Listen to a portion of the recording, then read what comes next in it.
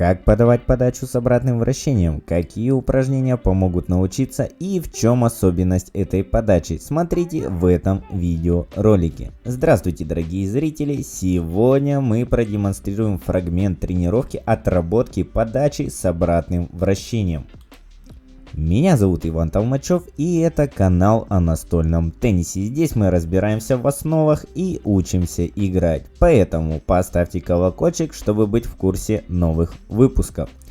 Подача с обратным вращением имеет нижнее вращение, но у него есть одна особенность. Если мяч играть по нижней части вперед, то он полетит вперед с нижним вращением, но если сделать удар по передней части снизу, движением снизу вверх вперед, мячик получит больше вращения, чем скорости, и за счет сильного вращения пойдет обратно к сетке.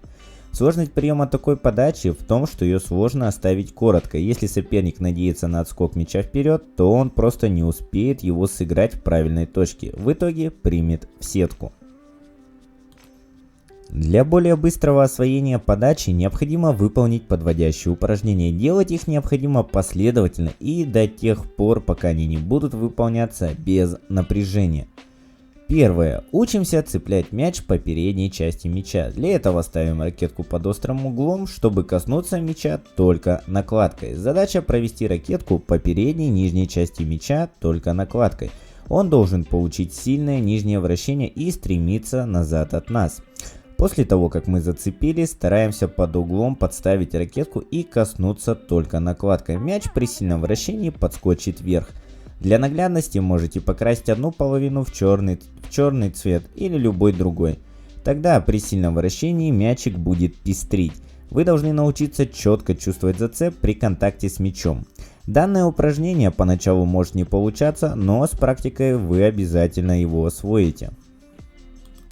Второе упражнение – набивание через зацеп правой и левой стороной. После освоения первого упражнения усложняем задание. Мы зацепляем мячик правой стороной, подставляем угол под мяч открытой частью правой стороны. После того, как мяч подлетит вверх и начнет опускаться.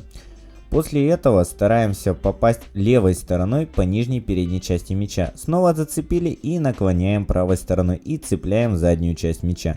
Стараемся долго удерживать мяч на ракетке за счет вращения. Данные набивания помогают освоить чувство зацепа. Чем больше вы будете его повторять, тем качественнее станет обработка мяча как на подачах, так и на топ-спинах. Это упражнение можно выполнять и одной стороной, играя по передней и задней части мяча. Главное понять принцип отскока вращения от ракетки.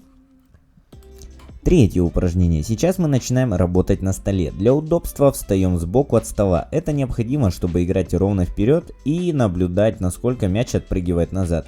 Ставим ракетку под необходимым углом и выполняем движение, как в первом упражнении, но сейчас мы не ловим его ракеткой. Мяч должен во время контакта подлететь ровно вверх без движения вперед и коснуться стола. После касания он должен как можно дальше отскочить назад.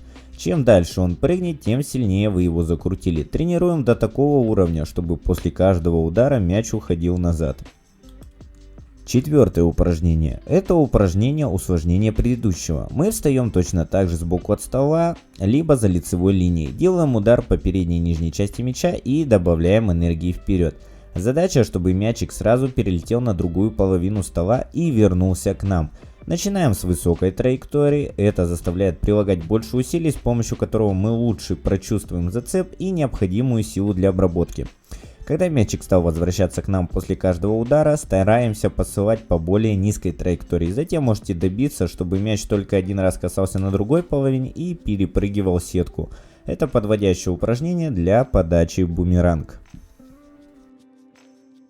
Пятое упражнение. Встаем за лицевую линию стола, разворачиваемся боком и ставим ракетку под углом. Теперь выполняем удар по передней нижней части мяча, но стремимся, чтобы мячик вначале коснулся нашей половины стола, затем перепрыгнул через сетку и пошел обратно.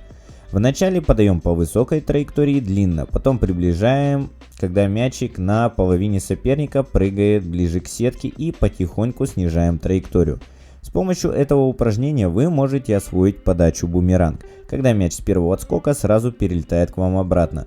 Данную подачу можно использовать против игроков, которые не дотягиваются до сетки, в основном ее используют против детей. Подача требует тщательной тренировки, ее сложность тонкой обработки и низкой траектории, но с практикой можно добиться максимальной сложности полета. Когда вы освоили подводящие упражнения, выполняем подачу. Вначале необходимо подавать чистый низ, чтобы мяч летел прямо и точно так же возвращался обратно. Встаем в базовую стойку при подаче. В данном видео я показываю на примере маятника. Также можно подавать подачи слева, но требует более тщательной тренировки. Мы встали в стойку, подбрасываем мяч и делаем удар по передней и нижней части мяча.